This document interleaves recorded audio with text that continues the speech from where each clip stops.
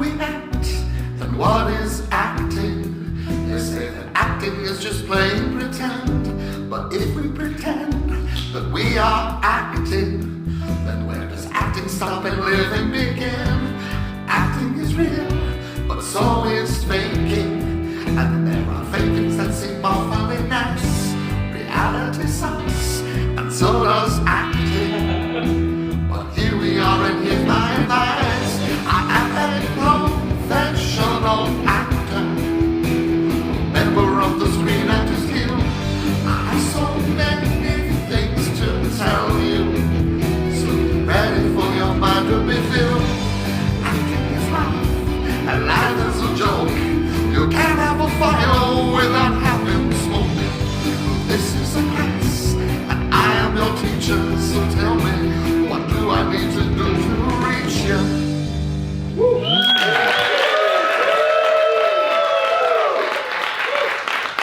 Hello, and welcome to Connor Ratliff Presents the Acting Class. My name is Connor Ratliff, and this is the acting class. It is a show that pretends to be a real acting class, but of course acting is pretending, so in a way it is a real acting class, even if it's just pretend. And normally what I would do during one of these shows is I would sort of put people on the spot in the audience, actors and non-actors alike. And I would like to take an informal poll to find out how many people are in each group. How many people here identify as actors? One, two, a few. And how many of you identify as non-actors? Now those of you who have your hands up now, non-actors, have any of you ever been in a play? Oh no, don't keep your hands up if you're a non-actor. A lot of the non-actors got very frightened because I seem to have just promised that I wasn't going to put people on the spot. So everyone very confidently said, yes, I'm a non-actor. Have you been in a play? Any non-actors who have been in a play in school or anything like that, keep your hands up. Almost all of you. Maybe I confusingly worded it, but a lot of non-actors who've done some acting, you can put your hands down now. And I might check in with a few of you over the course of it, but I thought I would do something a little bit different for this month's class. Because there's a cinematic event that's sparking a lot of conversation. Steven Spielberg has a new film in theaters. It was, I believe, according to their social media, a week or so ago, it was the #1 film in the universe. That's what I saw on the Instagram grid, the #1 film in the universe. I think Toy Story has overtaken it in the universal box office statistics. But this is a film that I auditioned for. I put myself on tape for a very small role in Disclosure Day. And I saw the movie, I liked it. I realized that as a nearly 51-year-old man, I fall on the side of the audience that is old. And older people tend to be a little bit kinder to Disclosure Day than younger people, many of whom on social media seem absolutely furious that this film exists. They feel that it is a boomer narrative about aliens, that it is naive. I've seen some of the most detailed social media posts outlining every possible plot hole or inconsistency. And I saw the movie, and I saw the actor who was playing the role that I auditioned for. And they did a very good job. The person they cast is a very, very experienced and respected actor whom I've seen in many, many great things. He was in Sondheim's last musical. He was on Better Call Saul. Every time he was on Only Murders in the Building. Every time he shows up in things, I think, yes, he is good at acting. And I went back and I looked at my self-tape for Disclosure Day. And I have to admit, I didn't think it was very good. And that depressed me because I was so excited. I thought, you know what, I'll show my self-tape at the next acting class. I will show people what I did. And then I thought, no, I'm not going to show anybody this. Because I was so excited because I wasn't immediately rejected when I auditioned. When I sent in the self-tape, I got an email back saying they like what they see. You're in the mix. You're in the conversation for this movie. This is for Steven Spielberg's Disclosure Day. And I was very excited for about a month. I sort of walked around feeling like I'm an actor who's in the mix. I imagined lots of conversations like, should we not? What about him? Maybe not. Maybe, but I think we should. No, let's not. And then after 1 month, I got an email from my rep saying, just so you know, you're no longer in the mix. They liked you, but they're no longer even considering you. Like, they've ruled you out. And when I watched my self-tape for Disclosure Day, just a week and a half ago, I thought that this will never see the light of day. I thought they liked it, but I don't like it. And then I thought about the message of the movie, which is ultimately about disclosure. And I thought, isn't it cowardly of me not to show my self-tape to the class? I need to take my lumps.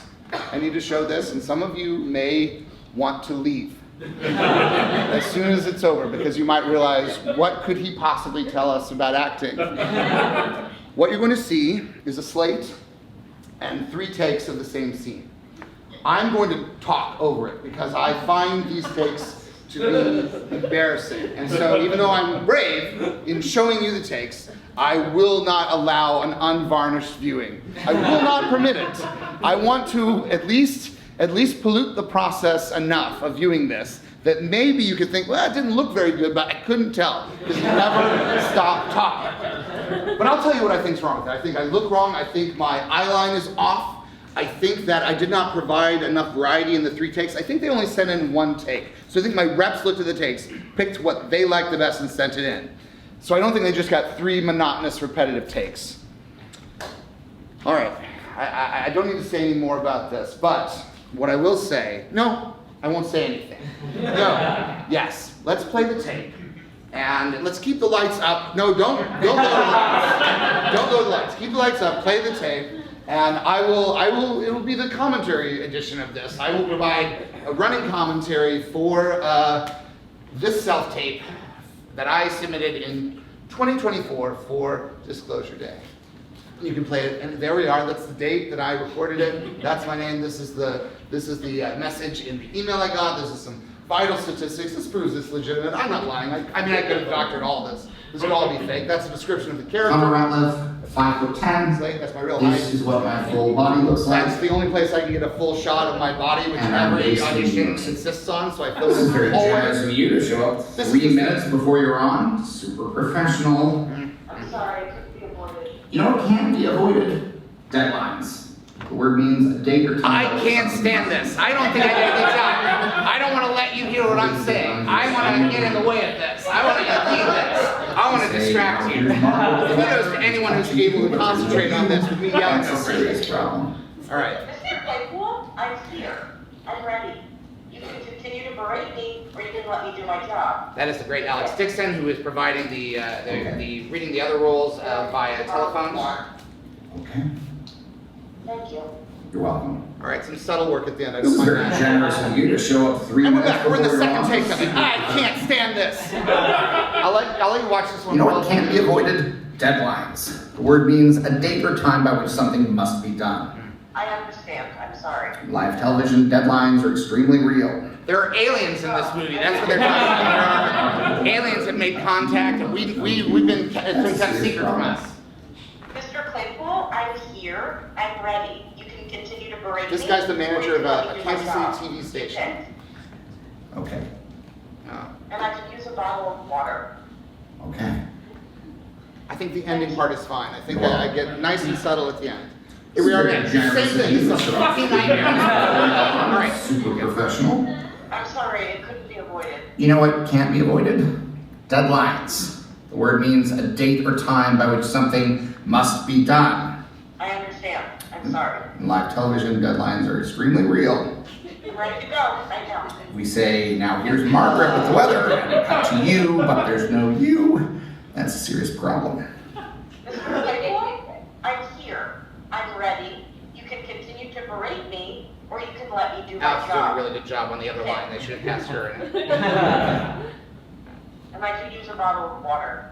Okay, Thank you. you're welcome. All right, that's the end of it. And please, the silence is exactly the right response. Normally, very often during these classes, I have to prevent people from applauding, but you knew that did not deserve applause. Now, I look at that, I think there are moments that it's okay. I think in the actual context where it would be sort of very active walk and talk, I think even that very basic delivery, basic read on that scene. Could have been okay. I think when you see it in the movie, it's all very like, oh, they're walking around. It's very Sorkin. It's very like Sorkin but aliens, like aliens and Sorkin. That's sort of the vibe of it. How many people have seen Disclosure Day? All right, a smattering. How many have not seen it and plan to still see it? All right, another smattering. And how many people absolutely will never see Disclosure Day? Ooh, so confident that you know that you won't watch a movie. I have a hope, and I'm going to talk to a few people in the audience here, and this class is going to be a little bit about helping me get into the next Steven Spielberg film, because I'm sort of thinking that I blew it on this one. I blew it. I didn't get the part. But I think his next film is a Western, and I actually think when I look at that, my beard's a little too scruffy. I think that guy looks like he could be in the Old West. I don't think he looks like the director of a local Kansas City television station. And so I want to talk to a few people in the audience, and this is going to be an instance where you're helping me. You're going to help me, and the thing that's going to be beautiful about this is it's going to be a lot of hard work here tonight, and it might not even be enjoyable or fun in any way. But a few years from now, you might, even those of you who said you will never see Disclosure Day, not ever, you might be lining up to buy a ticket for a Steven Spielberg Western because you know that you helped one of the actors get into that movie. How many people here are from what we would call the West, California, the West Coast, something that would have been like, or let's say Kansas even. Anyone? All right, Kansas. Did you grow up in Kansas? Nebraska. So that's a place where you could imagine a Western taking place. Spielberg says specifically he has an idea for a Western that involves 0 tropes. Yeah. I don't know how this is possible. He says no tropes. Now, I think Westerns are just so filled with tropes that if you did one that had no tropes, we wouldn't recognize that it's a Western. Because like a cowboy hat, that's a trope, get rid of that. Cowboy, that's a trope, get rid of that. At a certain point, what will this movie look like? Yeah. Nebraska, where in Nebraska did you grow up? A small town south of Omaha. A small town south of Omaha. Were there any local types, local characters when you were growing up that were the object of conversation, like quirky or unusual personalities in town that you remember? There were? Do you remember any specific ones? Mr. Headley lived across the street, and we called his house Possum County because he never mowed the lawn and there were a lot of vermin living there. Mr. Headley lived across the street. He never mowed his lawn. And you called him what? We called his house Possum County. Possum County. This feels not like a trope. I've never seen anyone whose house was referred to as Possum County in a Western. Did you ever interact with Mr. Headley? What were your interactions like? And what was he like? Tell me about Mr. Headley. He was a little scary. A little scary. My parents always made me trick or treat there because they felt bad that my kids went trick or treating at their house. Your parents made you trick or treat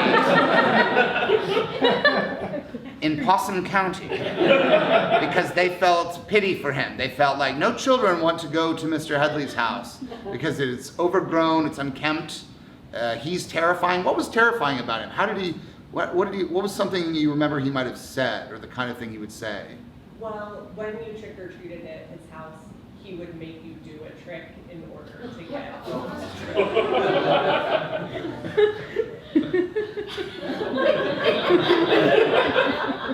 What do you remember doing a trick for him? What was I think I did a cartwheel. Yeah. And what did he sound? How old was Mr. Headley? Old. Old. Be right there. Happy Halloween. Happy Halloween. Don't leave. Don't leave. I have treats. Get him. A basket of mints.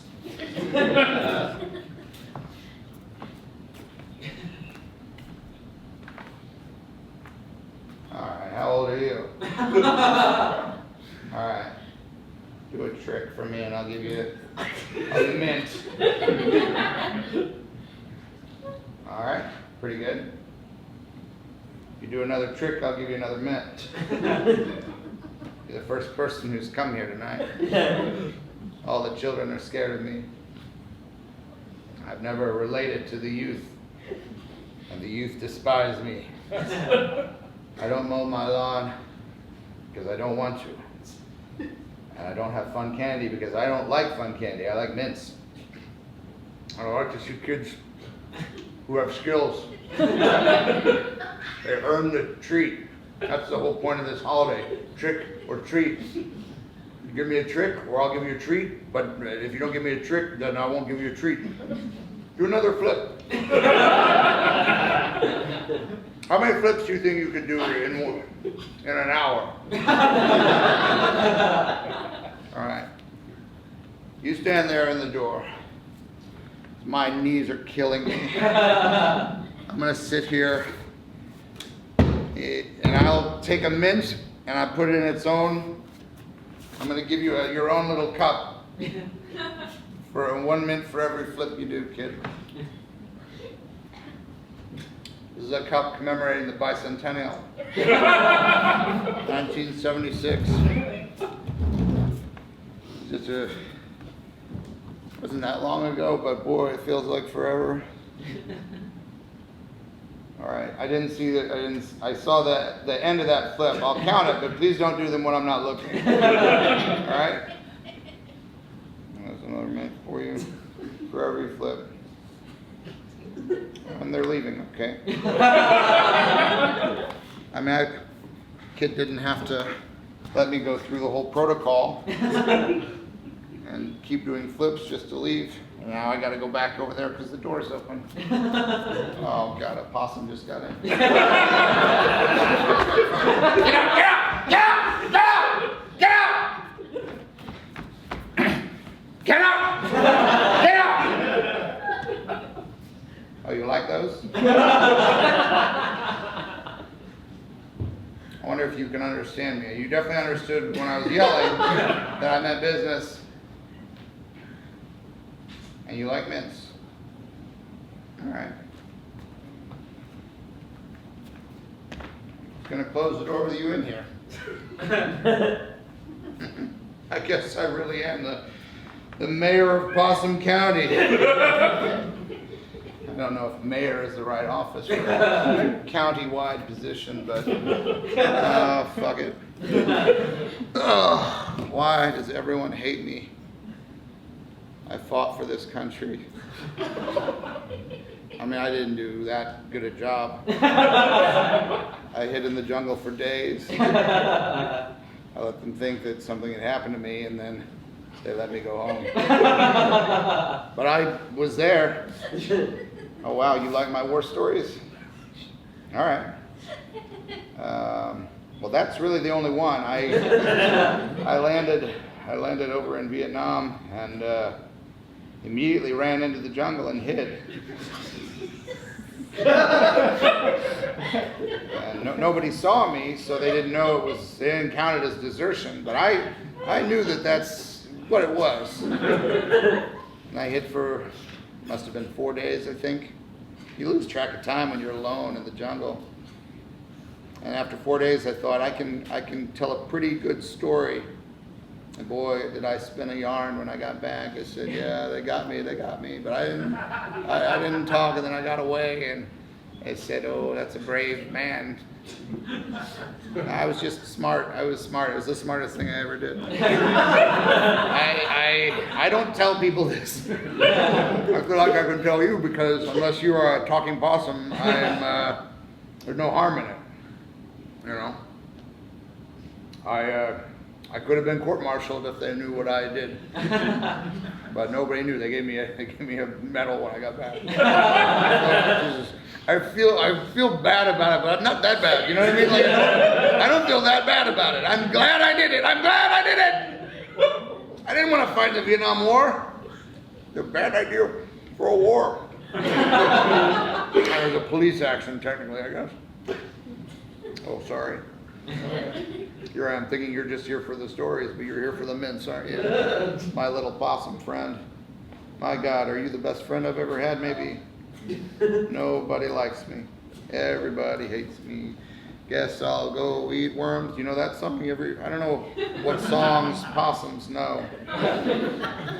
You never think about that, what songs animals might have heard, because we never really play songs with the intent that animals will hear them. Oh, no, we don't. But we're bound to have heard songs. People play the radio, you walk by the window, you'll hear a song, and I imagine you probably have a reaction. I don't know if there's too mry mints to eat in one sitting.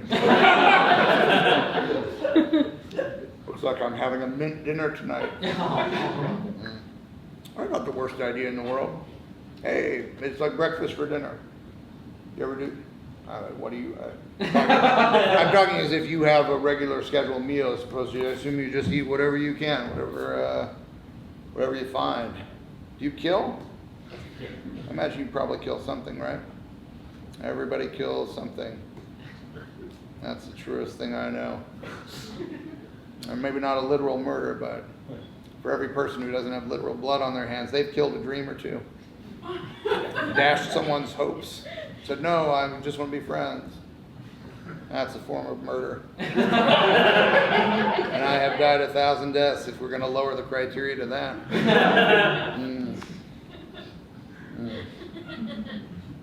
What do I feel like? Just eat a handful of mints. Should we go crazy here? Should we go crazy? Should we go crazy? Should we go crazy? Bad are you? Too many. Too intense. The pleasure becomes dulled by the overwhelming sensation of too many mints in your mouth. Oh God, what is my life? What is my life? This is how I spend Halloween, talking to a possum after a child has run away from me, as it happens every Halloween here in Possum County.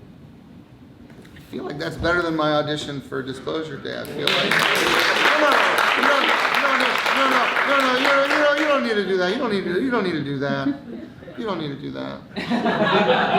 But it's helpful. I think that's helpful. I think that because Spielberg has said that his Western is kick-ass. That's the other thing we know about. We know there's no tropes, and then it's kick-ass. Those are his words, not mine. Mr. Steven Spielberg. And I feel like there could be a Mr. Henley that would slot right into a tropeless Western. Man in a house, it's overgrown. You could transport it to anywhere in the Old West. Maybe it's a new Western. It could be one of the ways he's avoiding the tropes. Maybe it's set in the future. Maybe it's set after Disclosure Day. Maybe it's a post-Disclosure Day, Old West, New West situation. I don't know. Is there anyone else here who has lived in some area of America that would count as the Old West, even if you didn't live there back during the Old West days? If there was anyone here like that, I would almost insist on talking to them because they would be ancient. Yes. Where? I grew up in Colorado. Colorado, so the mountainous Yeah. Old West. Beautiful vistas. What kind of tropes did you encounter in Colorado? Any Western tropes? Is there anything about it? How long did you live there? My whole young. Your whole young life. My whole young. So you were born in Colorado. When did you leave? When I was 25.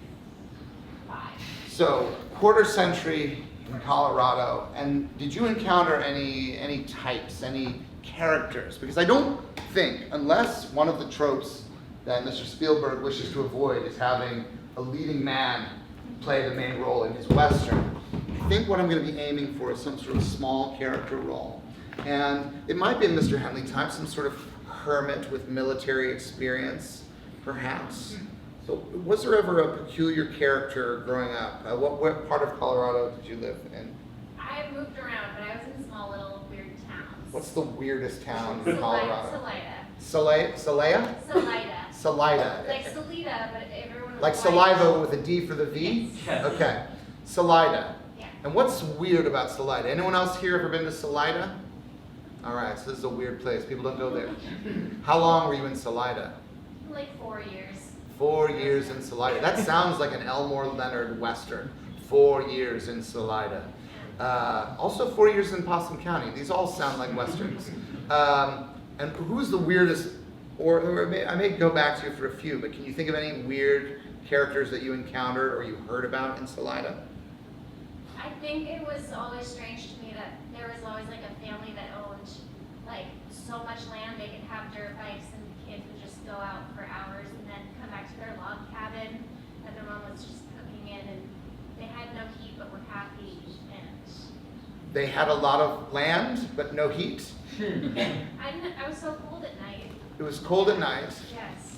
and they had dirt bikes. They had so much money they couldn't heat the log cabin though. And did you ever interact with these people directly, or were they people you just observed? Yeah, they were like, I'd do a sleepover and hang out. You'd have a sleepover in a cold log cabin.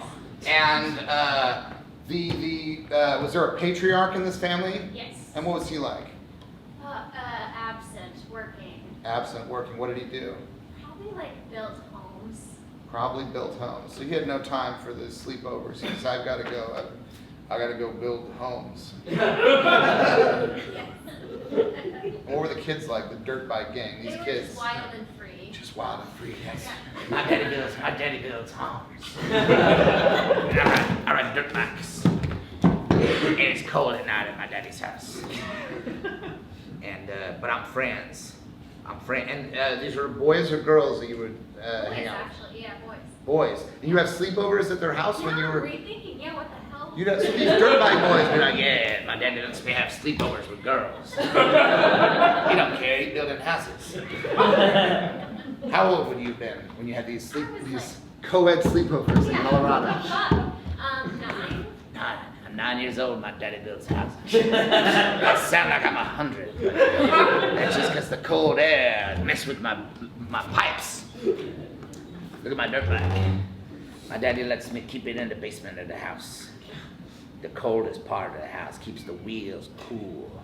That's how I like it. Then I go out wild and free. Ride my dirt bike that my daddy bought me.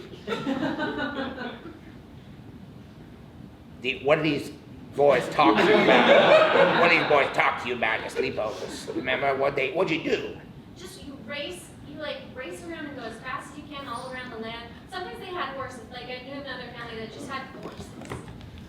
But at night, like when you went to sleep, like what would? So yeah, we ride around the horses. You can have a horse or a dirt bike. Just go as fast as you can. We got so much land that even if you went as fast as you possibly could, you still wouldn't get to the edge of our property. That's how much land we got. We got so much land we can't afford to get a house. I got a horse here. His name is Viper. He's beautiful. He's a good boy. You ride him fast like a dirt bike. He's like a God's dirt bike. Like when God was trying to make dirt bikes, he couldn't do it. Man made dirt bike. God made the horse. Hooves for wheels. And the man said, I'll do you one better. I'll make a dirt bike. Big rubber tires. Go even as fast, maybe faster than a horse. I'm wild and free. I'm 9 years old and I'm wild and I'm free. I'm proud of my daddy. I love my daddy. Wait, what does my mama do? I think she's a homemaker. Mama make the home, but she can't heat the home. That's all right. I love her. I love my mama. I love my papa. I never see my papa. He did tell me. What? You remember the names of any of these boys? Cole. Cole? Yeah, Cole. Cole, but spelled C-O-A-L.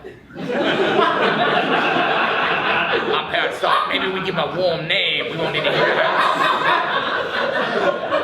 They named me Cole. It's a bitter irony, but I don't mind. Sometimes I run my dirt bike in the house for a while just to see if it'll heat it up. And then Mama say, you turn that off, you die from doing that. You die from doing that. She got my best interest at heart because she loved me. My mama loved me. Anyway, at night, what do we do? We're eating, we're chatting, and What do we eat for the eating chat? What do we eat? Like chili. We just eat chili. Another ironically named. Look at me, cold, eating chili. And the chili is cold. It's spicy hot, but that's not the kind of hot to keep you warm at night. But I'm wild and free nonetheless. I never changed. I grew up into a man. Wild and free. I visit my papa's grave. He worked himself to death. Papa, I want to thank you for everything you gave me growing up. Let me have young women sleep over. Instead, just young men. That taught me that I was deserving of something, even if I was shivering. I know the other kids in school, they'd have boys, girls have girls, but not at our house. Anybody can sleep over, regardless of gender. Thank you for that, Papa. Thank you for building other people's homes. And I know some of them homes had heat in them. But I ain't mad, because you knew what you was doing. You teaching us a lesson. It's a cold world. It's a cruel world. And I built up a strength. I can go anywhere. You turn the temperature down, I don't fucking care. Turn it all the way down. I was in a polar bear club. You ever hear about the polar bear club? Dive in the water when it's cold. It's like mother's milk to me. I dive right in, everyone else screaming and hooting. I don't feel nothing. I don't like it when it's hot though. I can't get used to it. No good. What else you remember? You ever see one of these kids when they grew up? No, I didn't. But my guess is they became ravers, because that's really normal in Colorado. So you EDM, raving world. EDM's what I do now.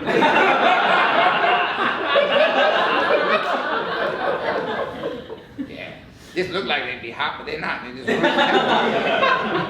Yeah, I'm a raver now. A raver and a roofer. That's the two things I do. In the day I roof, and in the night I rave. I get up on the roof, and we hang out, and we tile it, and we fix it. And all I'm thinking about is going into that darkness at night, listening to that EDM music. and think about what it was like growing up in Colorado. In Salida. Salida? Salina. Salida. I raved so much it rocked my brain. Yeah. I remember those co-ed sleepovers. Did anyone ever try to sneak a kiss? No. We were gentlemen. I still like that. I'm a gentleman raver. I never cross the line. I never am untoward. We never took advantage because we knew the privilege of having girls over. Don't you cross that line with funny business. Because that'd be the end of it. We knew it was a privilege. We invite boy, girl. For a sleepover, that means you gotta follow the rules. And I did. And now I live a good life. I work outside in the day, and I spend my nights in the darkness with the fluorescent light twirling around, doing poppers and shit. I could see a character like that being a Steven Spielberg tropeless Western.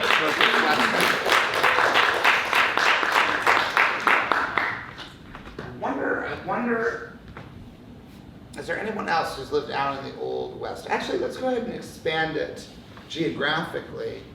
And I just want to hear about an unusual character, because maybe part of the trope is the location, that maybe even thinking of the Old West or the New West is limiting us to the land of the trope. Is there anyone who grew up who had a particularly strange person in their town that they were intrigued by or that they interacted with, particularly if you really interact with them? Yes. Yeah, well, we went to college in Ithaca, New York. Ithaca, New York. And East. It's an Eastern. it is in the East, but we had a guy in town called the Magic Man. The Magic Man. Yeah, he is known as the Magic Man. He's still with us. He's still with us. The Magic Man of Ithaca, New York. Yeah. And how was he magical? Why did he earn this nickname? So there's the Ithaca Commons, which is kind of like the Champs-Elysees of Ithaca, New York. Yes. And he does his little magic tricks there. And he wears this big red, white, and blue top hat. Yes. And Patriotic top hat of sorts.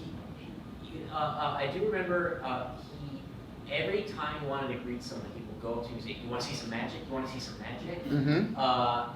And what if they didn't want to see some magic? well, he did get. There was one day he got shot at with BB guns because he asked the wrong people if they wanted to see magic. Mm-hmm. And they said, "We'll show you magic, Yeah. the magic of gunfire." Yeah. And my good. I mean, he was asking for it with that red, white, and blue hat. Yeah. Like, you want to see some Americana? What's more American than me shooting at you? Yeah. That's really yeah. Yes.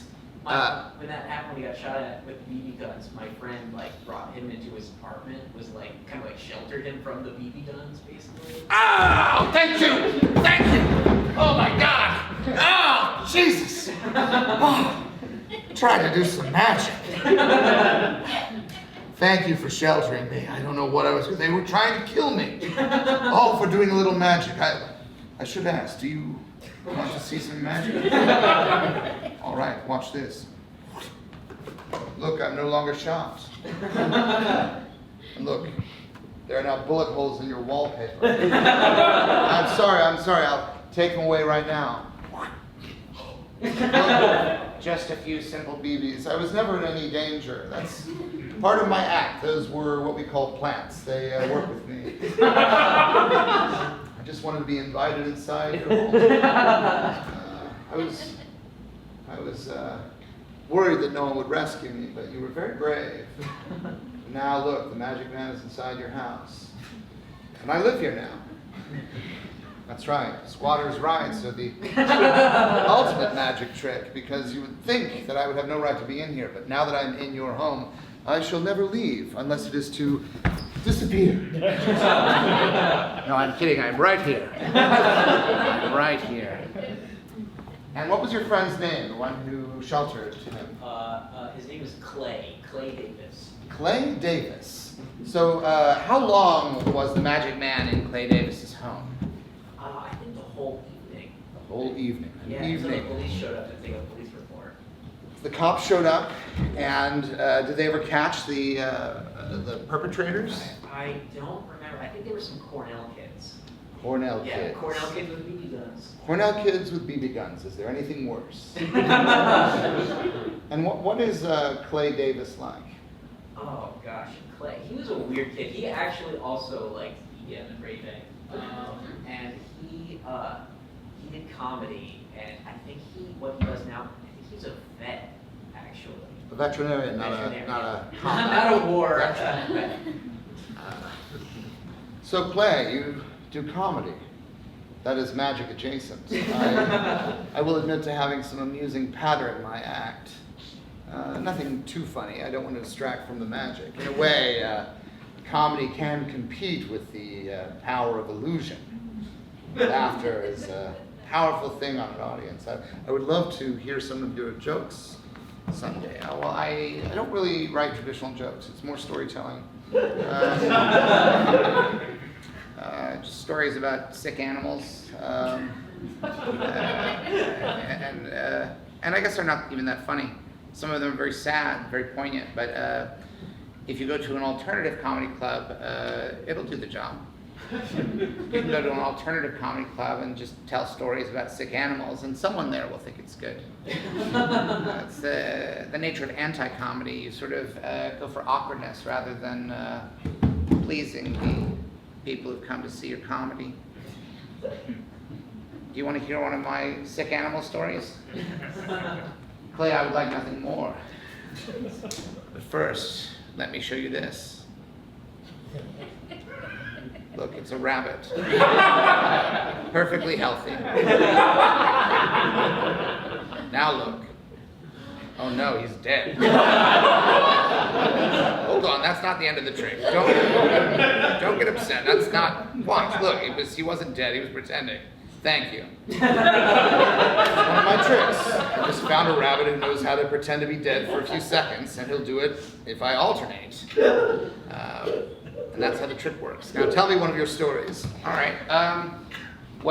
This is a story about when I was little and I found a bunch of baby rabbits in my front lawn.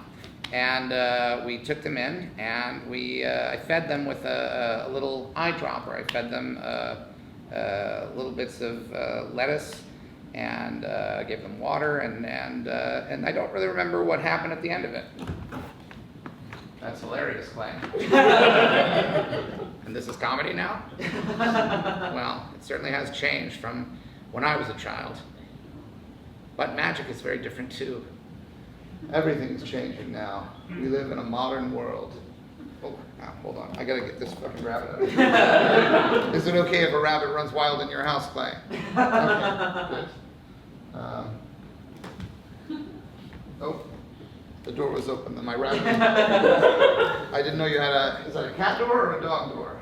Well, I have to hope that it will all work out. If the rabbit was happy with our working arrangement, he will return. I'm sorry I lied to you about the gunfire. I hope you weren't frightened. It is one of the more terrifying spectacles of modern American life, the prevalence of guns. Oh no, I was freaked out, but oddly calm. I'm a vet, you see. Oh, you're in the Army? No, I'm a veterinarian, and in order to deal with animals who are sick, you have to be calm at all times. And so I've learned how to regulate my heartbeat and my adrenaline and everything about the way my body works in relation to fear. My God, Clay, you are one weird motherfucker. Well, I'd like to wish you the best of luck, Clay. If the comedy doesn't work out, I hope the pursuit of veterinary practice does work out. You seem like a young man with a good heart and a lot of compassion and initiative. Would you like to see some magic before I leave, Clay? Yes. Yes, Magic Man. I would very much like to see some magic.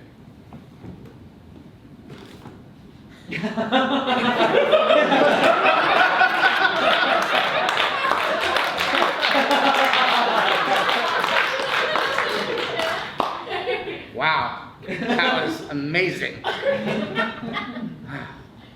That was the best night of my life.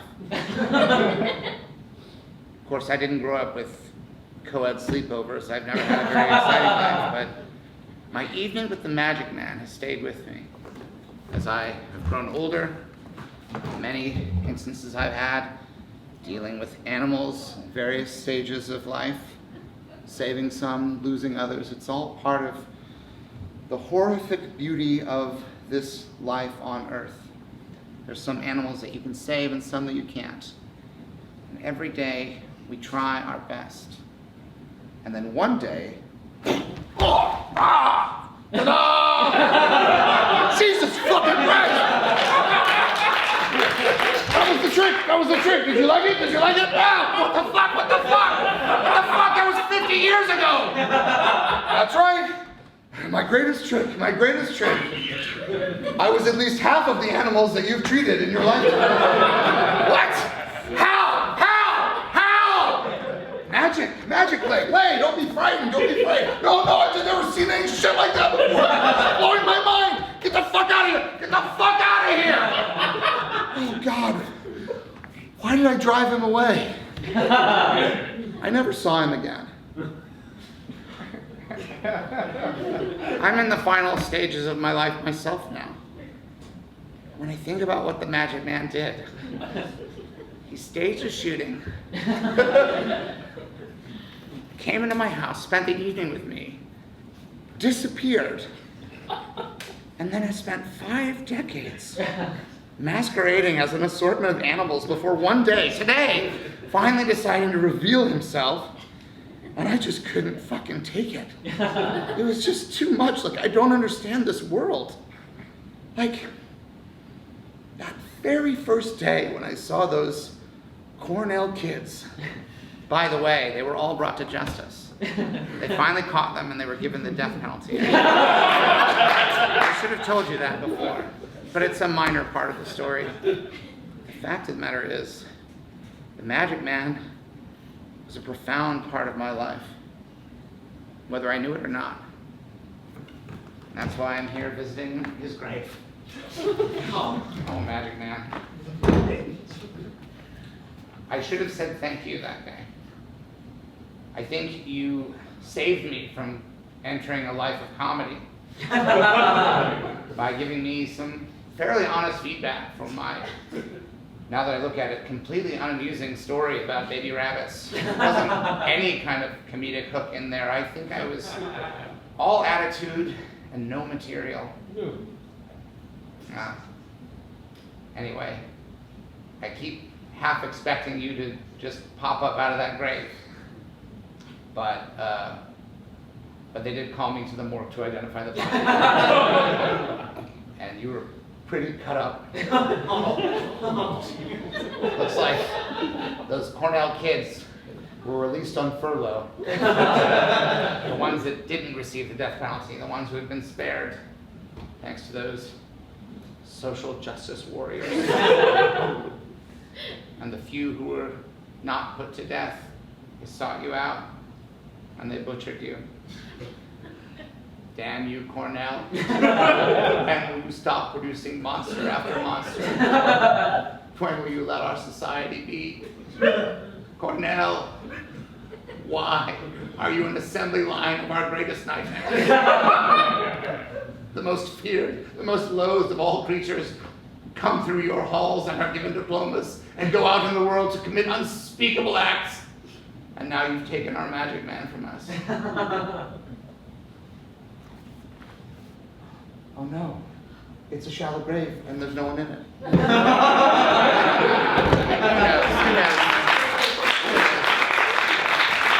Who knows what happened to the magic man? We may never know. We may never find out. Just one thing after another.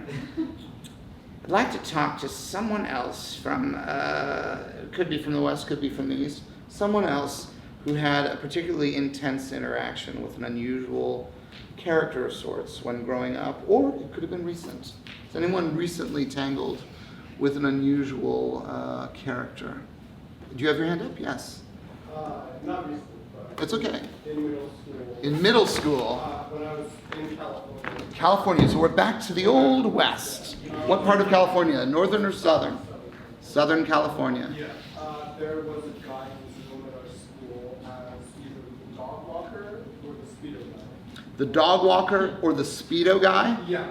So he And- had a pit bull that he would walk around our school maybe like 1 o'clock, 2 o'clock. He was not a student nor a staff No, member. he was like 60 years old. He was a 60-year-old man Yeah. with a pit bull Yeah, on like a literal chain. Like, on a literal chain. Yeah, and he would walk it around. He was hunchback, never had a shirt on. He was a hunchback, a shirtless hunchback. This is starting to feel like Mad Libs. A shirtless hunchback who neither worked at the school nor attended it. No. 60 years old with a pit bull on a literal chain. Yeah. And he had two nicknames, the dog walker. And the speedo guy. And so he would either wear pants with suspenders. Pants with suspenders, and this is when he was in dog walker mode. Yeah. Here comes the dog walker. Yeah. But I'm assuming when he wore a Speedo, that is how he earned the nickname, the Speedo guy. Yeah, and then sometimes he would do speedo suspended combo. No. Speedo suspender, the rarest of combinations. Terrified as he was that these Speedos would fall. Yes, I don't know. And did you ever talk to the Speedo guy, the dog We were walker? all too scared. You were too scared to talk to him. Yeah, he had a very intense story. He was intense. Yeah. What else do you know about him, or is it all just a series of assumptions based on the way he appeared? Why do you think he lived the way he did? I truly don't know. We all have like different rumors about like what he was. I want you to tell me every rumor you remember about the dog walk. Some people said like, ooh, he was a killer back in the day. Ooh, he was a killer back in the day?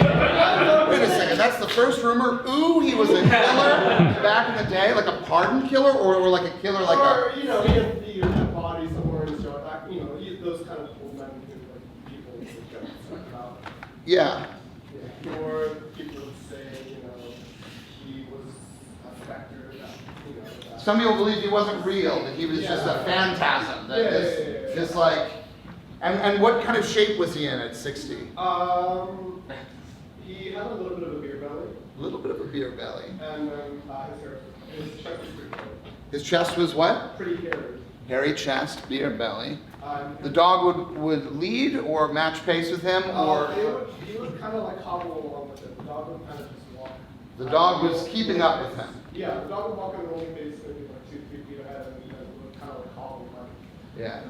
And how long would he walk? He show up every day at 1? 1 or 2-ish, yeah. 1 or 2. So we didn't keep a tight schedule, but there was an approximate routine. And the dog walker never spoke to anyone. Yeah. He would just like stare ahead. He'd just stare ahead, lost in his thoughts. What were some of the other rumors? Ooh, he was a killer back in the day. What was another rumor? Possible specter. Yeah, or just, some kind of weird creature or something Some like kind that. of weird creature. Oh, I forgot, he's hunched. So he has a lot of chest hair, a little bit of a beer belly. Yeah. But he was hunched over. And did he ever look at you directly? No. No. Never. Yeah. Though sometimes, I think one time he was a little bit late, like right as when we were coming out, so like, I was in his path and I had to like set aside so that I didn't. Right. And do you know who your father was or is? Yes. You do. Are you sure? Yeah. Who knows? Is there any chance he could have been distantly related to you, the dog walker, the Speedo man? Probably not, but not just You never say never, because you don't know anything about this guy. And maybe he had nothing to do with you, but there could be a reason. He was staring at other people, but never at you, never at you. Maybe it was too painful. Maybe he was your uncle or your grandfather, or perhaps an older sibling, a very older sibling. Too old for that? Probably, but who knows? What do you think, what is your theory about him if you had to commit? If you had to commit to what you think his deal was, what do you think the dog walker was all about? I think that he was probably a surfer back in the day. Oh, hell yeah. Or, something to do with the coast. I imagine we're pretty close to the beach, but Beach is over that way. yeah, I imagine that was. They used to call me the surfer back in the day. I would kill waves. Wave would come up, get on my board. I'm not holding a surfboard, but I still have the muscle memory. My arm naturally goes to holding that board. But my surfing days are over. One day I went out to kill those waves, and they were ready for me. They killed me. The ocean told me, never come back. You're not welcome here. I'm not speaking in metaphor. I'm not telling you something using poetic license. I'm saying I heard the voice of the ocean say to me, killer, get out of here. You're not welcome. And if you come back, we'll eat you. This is how the ocean talks to people. Anyone else here a surfer? Any other surfers here? All right, so no one here to contradict me. This is how the ocean talks. So I've been on dry land, and I keep a mile in at least, 1 mile in, closest I can come, and I built this school here. Before this school was here, this was, you had a view of the ocean. I could see it from a mile away. I could see it. And I would come out and I would look at it every day and I would think about getting out there, getting out, killing those waves. My dog used to surf too. That was my workaround for a little while. I'd put him on a board and he'd go out there, he'd have the board in his mouth, and he'd run out and he'd throw the board out into the ocean and he'd surf. And that's probably the most impressive thing you ever saw. Just go out there. Then the ocean found out he was my dog, and they said, no, you can't do that. You can't do that. You're having too much. Basically, the thing is, the ocean doesn't like surfers. So they feel like we're violating God's law. We found a way, essentially, it's like Icarus. Remember the story of Icarus? Everybody know Icarus? Yeah, Icarus. Yeah, so like that story. He puts feathers on himself to fly up. But he didn't account for the fact that it would get so hot. If you flew, I don't think this is real. This is a very old story. Basically, the story of it is, I'm going to tie my dog off. Basically, the story of it was Icarus wanted to fly like a bird. So he made wings, and he glued the wings to his arms. And did a really good job. Like he flew, but he wanted to fly so high. And he flew so close to the sun that the sun melted the glue, the adhesive, and the feathers started falling off. And you just imagine how Icarus is probably like, oh no, not the feathers. This is bad planning. What a time to learn it. Now, when it's too late, he tried to fly back. It's too late. Feathers falling. He's like, now I'm not flying. I'm falling. The last thing I wanted to do. The point, I could have fall just without feathers, just on the ground. I could have, if I wanted to fall. Anybody can fall. Fall is just fail with a lowercase I for lowercase L for the I. You know what I'm saying? You know what I'm saying? Like fall is fail, but you just spell it where it's capital F, capital A, lowercase L, uppercase L. Right? I know that's not how it works. All right? But like you get it, like it's clever, right? Fail is falling. The point is I could have done that. I could have done that down there. And now here I am, like very close to the sun, deep into outer space. I should be dead from just the atmospheric, like the lack of oxygen. Like there's so many things that I have somehow like, I've persevered through a lot. Like these feathers really work. I went into outer space. I went past the moon. Do you know how close to the sun I flew? And what that means? Like think about it now. Think about it now. Like I should be dead before the glue starts to melt. But that was what did it. And then I'm just like going back, and I'm falling. And the worst part is seeing all my friends. Like, because at first they're like, he's flying back fast.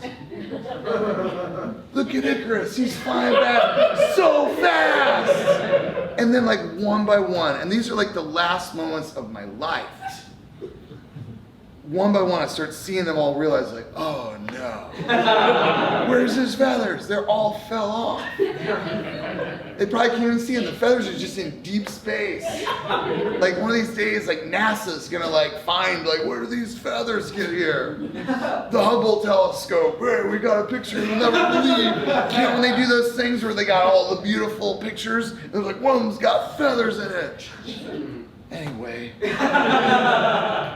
I land immediately dead. Immediately, like just like not even recognizable. Just like, whoa! Just like it's amazing when you think about it. Because like if you had like back then, if you had like a high shutter speed camera, like just ready, just taking like a million pictures a second, and they had it set up just for the landing. Like we're gonna take these pictures of Icarus on his grand flight to the sun and back. And we're gonna get the landing, get some beautiful, we'll have a lot of options. We'll have about 100 photos in that last second where Icarus lands. Oh, thank you very much. Thank you very much. Yes, it's me. I did it. And now we can all do it. Like that's the amazing thing. It's not just for the glory of me. Like this changes the way people live. We just glue feathers and fly to the sun every day. We're just like, it would have changed the world. But instead, they're just like, oh shit, oh, ah! And it's just like, oh god, like everything. And it's just like the photos are just, like the last photo before I land is just me going like, ah! Just like, let me show you. Let me show you. Like the last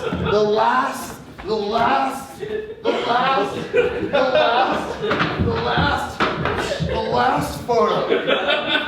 Like one of the last ones, like they're taking the photo there. Like just imagine the camera's there. Just imagine, all right? And the last photo that you see, all right? So I got the wings are gone, but I'm still acting like, oh, you know, like falling down. And the last thing you see is just like, ah! Or like, no! Like, no, not this! No! Ah! You know, just like, oh, maybe I'll like punch at it, like, you know. And then just fluid, just like, everyone who was like standing around was suddenly like, oh shit, I gotta get out of the way, I gotta get out of the way. But then like, everyone got a hit. Oh God, everyone's just covered in Icarus. Just like, and funnily enough, like that's the origin of like when people say, like, oh, that's icky. Like it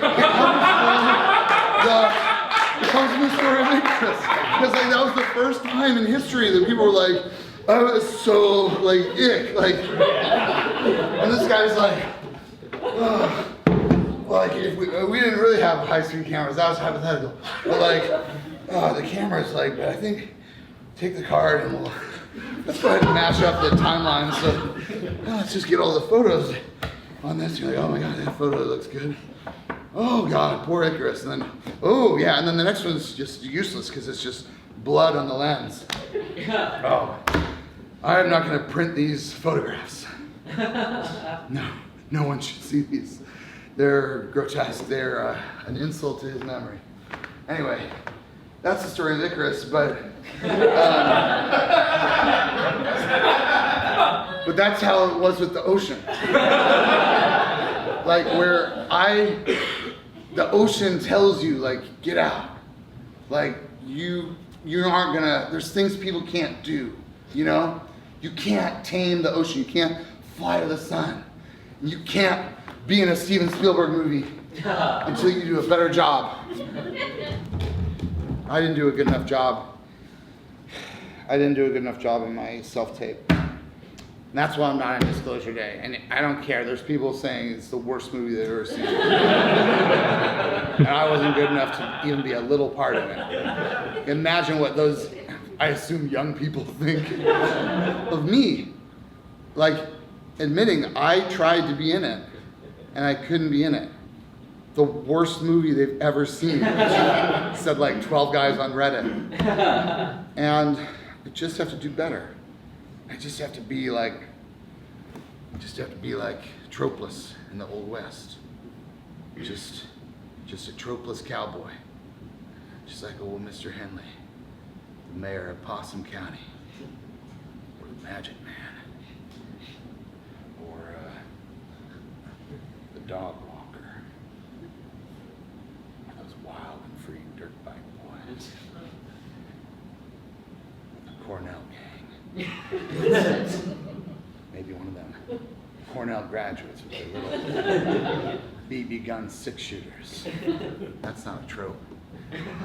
Oh no, here comes some Cornell grads. Never seen a Western where the sheriff was concerned because a trainload of dirt biking Cornell grads were pulling into town. All right, Mr. Spielberg, it's your move. Is this good enough? Any of it? Like in the whole hour? There must have been, like if you got to this part, like, I feel like something was compelling, right? The whole show was just an audition for you, Mr. Spielberg. And I really think that you could put me in your next movie. And I would appreciate it. And it's a funny story. I was, I don't know if you heard my podcast. I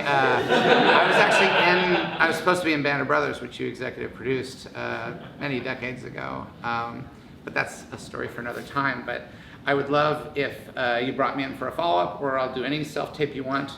Just please, I need work, and I would love to be in a Steven Spielberg movie. And I think I proved that. I think this whole hour was about proving that something in this hour had to have been what you want, right? Like I feel like I did so many things that, like, maybe the part where I was like running around or the magic trick or something. Please, I don't want to beg, but that's what this is. So it's not. I was acting like I was begging. All right? So if you believe that last part was desperate, then you'll see that I'm a professional. And that this wasn't an embarrassing and desperate display. This wasn't me. This was just me having some fun with some nice people who paid a few dollars to come see an improv show pretending to be an acting class. And if you bought that, then it means I'm a good actor. And if you didn't, well, then maybe next time. Class dismissed.